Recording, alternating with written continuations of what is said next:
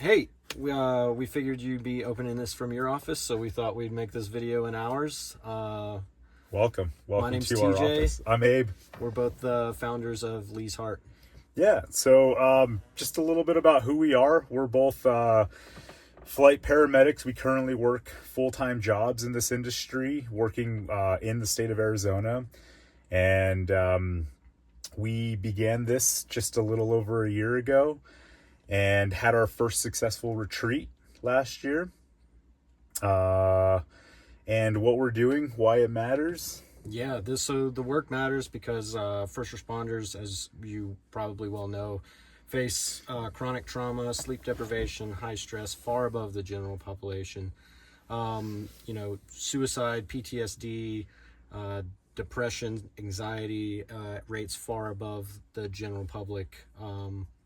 And then families are also impacted by this as well when we return to our homes. Yeah, I mean, speaking firsthand, I'm married, I'm a father of one, and I know that my wife carries a lot of the stress that I sometimes bring home. I do my best not to bring that home.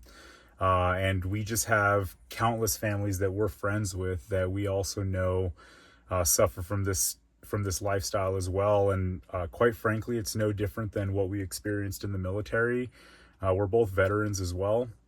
And we know that families suffer those hardships and missed holidays and the lifestyle that you just can't sometimes leave at the door depending on what the call was. So that's why families are a big part of what we're trying to implement here with a Lee's Heart Retreat.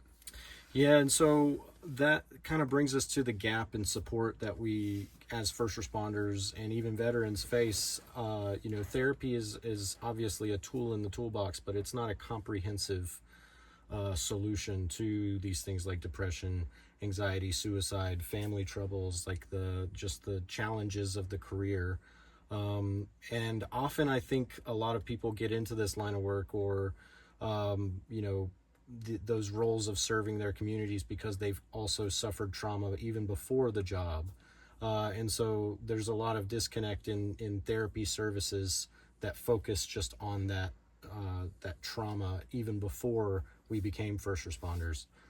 Yeah, and so what we're trying to do is we're trying to fill that gap, and with evidence-supported retreat, we're taking first responders and their families out to blue zone environments, free from simple things of distraction and the stress of the job.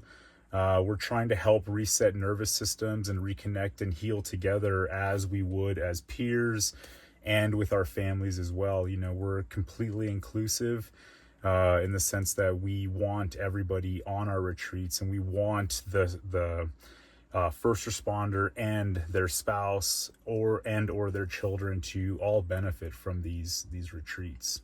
Yeah. We have a few goals with that in mind. Yeah, and Abe and I have talked pretty extensively about this, but like one of the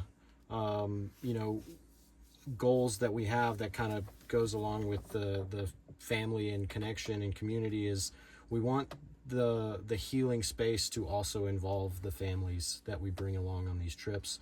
And so our goals are to reduce stress through like restorative sleep and healthy routines, which is a big part of our retreats.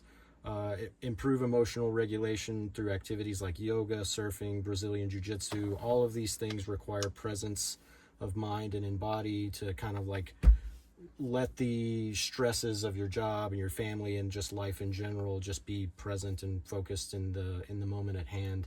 And then obviously we want, this community focus. So it's to strengthen peer and family bonds through shared challenges and safe experiences. I mean, our last retreat was 2-a-days, jiu-jitsu in the morning, surfing in the afternoon. And then by the end of the week, like people are sufficiently exhausted and like, Ready to sleep ready and to enjoy sleep. Yeah, a exactly. relaxing evening. And so, yeah, we want to build long-term support networks that, the participants that come on these retreats can keep in touch with each other. I know I've spent a lot of time on the phone just doing peer support with people that I've worked with all over the country. And so, like, that's one of the primary goals here is to just build and foster a long-lasting community that we can all lean on.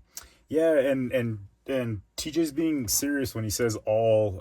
Just a quick point to touch on is we make sure that this is completely inclusive in the sense that it doesn't matter race, color, creed, or even what your physical status is. Last year's retreat, we had a veteran who is wheelchair bound, and we had him surfing on his stomach on a special surfboard.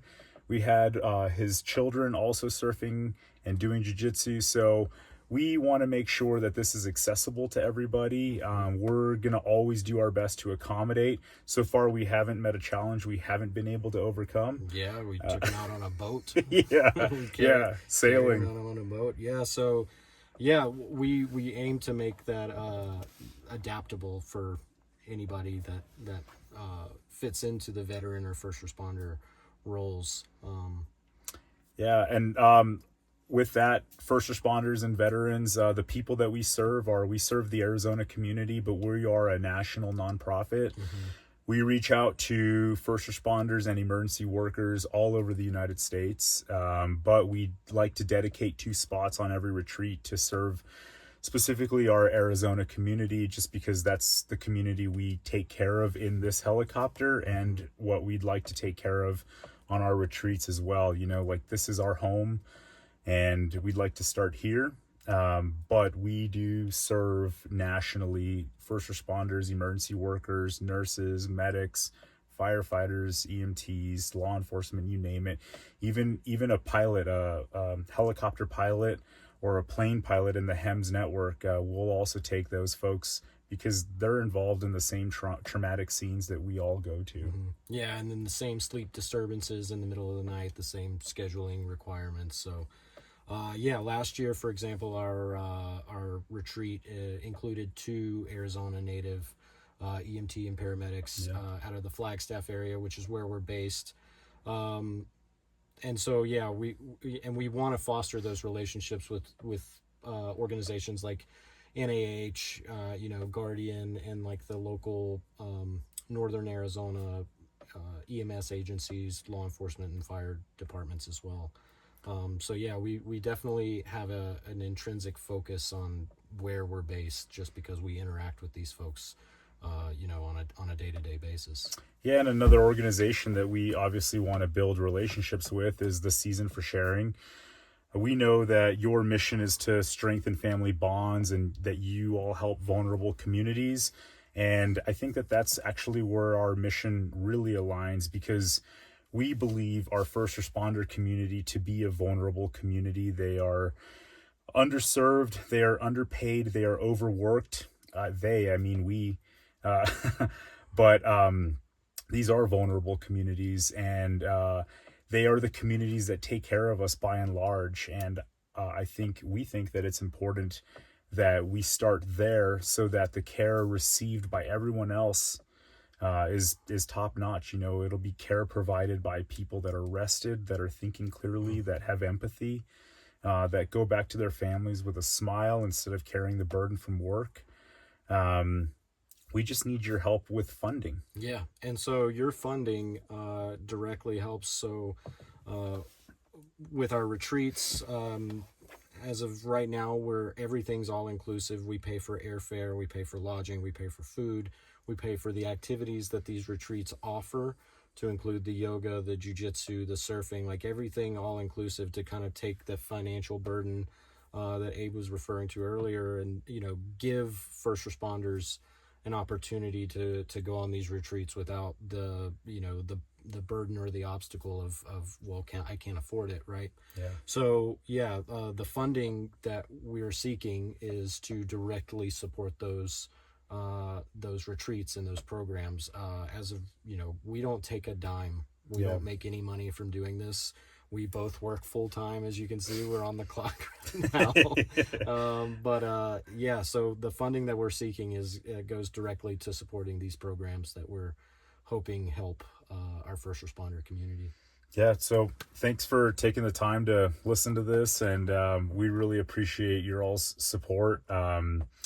And we hope that we can continue reaching back out to you for future funding endeavors. And we'd love to keep you very up to date on the smiles that your money brings to people's faces, the responders and the families alike. Yeah. Thanks for taking the time to listen to us babble about what we do. And we hope to never see you at work. Yeah, that's right. All right, take care.